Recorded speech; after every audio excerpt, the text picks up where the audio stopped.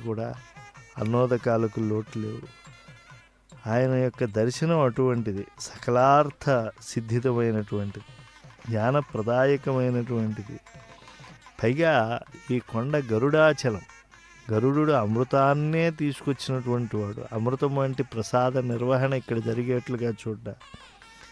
కనకవర్ణం కలిగినటువంటిది ఈ కొండ అని శుద్ధ తత్వ స్వరూపులు తెలుసుకోగలుగుతారు.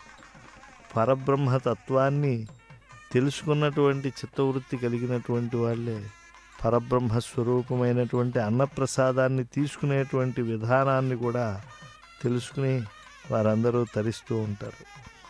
ఈ క్షేత్రం సకల తీర్థాలకు కూడా ఆవాసమైనటువంటిది. జలే రక్షతు వారాహ, స్థలే రక్షతు వామనః, అటవ్యాం నారసింహశ్చ, సర్వతః పాతు కేశవః వంటి దివ్య శ్లోకాల స్మరణతో ఇక్కడ గోవిందా గోవిందా అని కీర్తిస్తూ కాలాన్ని సద్వినియోగం చేసుకునేటువంటి భక్తావతంసులకు వడ్డన చేయటం కూడా గొప్ప భాగ్యమే. శేషాచలే యన్మాహాత్యం అన్యక్షేత్రే నతత్క్వచిత్ తద్గత శ్రీనివాసస్య మహిమా నాణ్యగ శుభగ. అంటే అన్యక్షేత్రములు ఎన్నో ఉన్నాయి, పుణ్యక్షేత్రములు అన్నీ ఉన్నప్పటికీ కూడా వెంకటాచలంలో అన్నప్రసాదం చేయటం అనేటువంటిది చాలా విశేషం. శేషాచలే యన్మాహాత్యం అన్యక్షేత్రే నతత్క్వచిత్ స్పష్టంగా వ్యాసులు వారే తెలియజేశారు. తద్గత శ్రీనివాసస్య మహిమ నాణ్యగ శుభ అని. అంటే కలియుగంలో ఈ భూలోక వైకుంఠంలో కొలువైనటువంటి శ్రీనివాసుడు పరమదయాంతరంగుడు కనుక జిహ్వకో రుచి అన్నట్టుగా వచ్చినటువంటి భక్తులందరికీ కూడా వారి వారి అభిరుచులకు అనువైనటువంటి ప్రసాదాన్ని వారికి అందేట్లుగా చూసే బాధ్యత అలమేలుమంగా విభుడు ఎప్పుడూ కూడా స్వీకరించి ఉంటాడు. ఆ సమర్పణ, అన్నదాన సమర్పణ అనేటువంటిది భక్తులకు చేయటం అనేటువంటిది భాగ్యంగా భావిస్తూ ఉంటారు. శ్రీనివాసుడు కూడా ఎన్నో నివేదనలు అందుకుంటూ ఉంటాడు ఈ క్షేత్రంలో. ఆయన నైవేద్య ప్రియుడు. ఎంతటి నైవేద్య ప్రియుడో అంతటి భక్త ప్రియుడు.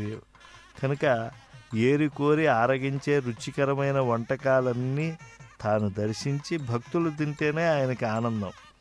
తినినవన్నీ భక్తులు రుచి చూస్తేనే స్వామికి ఒక తృప్తి. అసలు భక్తులకు తినిపించడానికే వెంకటేశ్వరుడు మంచి మంచి కమ్మనైన ప్రసాదాలు ఆయన అందుకోవాలని సంకల్పించాడు ఈ కలియుగంలో. స్వామిని మించిన నైవేద్య ప్రియుడు, భోజన ప్రియుడు అసలు ఈ విశ్వంలో మరొక్కరు లేరు.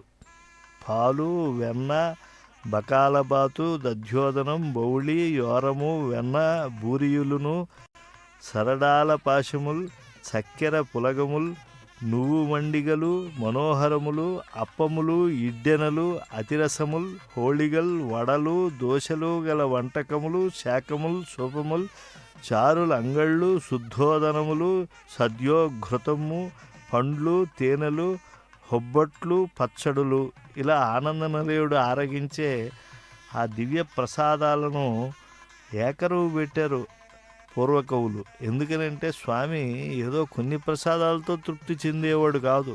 తెనాలి రామకృష్ణుడు ఇంత జాబితా ఇవ్వటం ఎందుకని తిండి మిండే గురుడా, తిగల గురుడా అని చెప్పి అధిక్షేపణగా అన్నాడు. అసలు నువ్వు ఇక్కడ భక్తులను రక్షించడానికి వచ్చావా, భక్తులకు పుష్టిగా భోజనం పెట్టి నువ్వు కూడా పుచ్చుకోవటానికి వచ్చావా అని చెప్పి.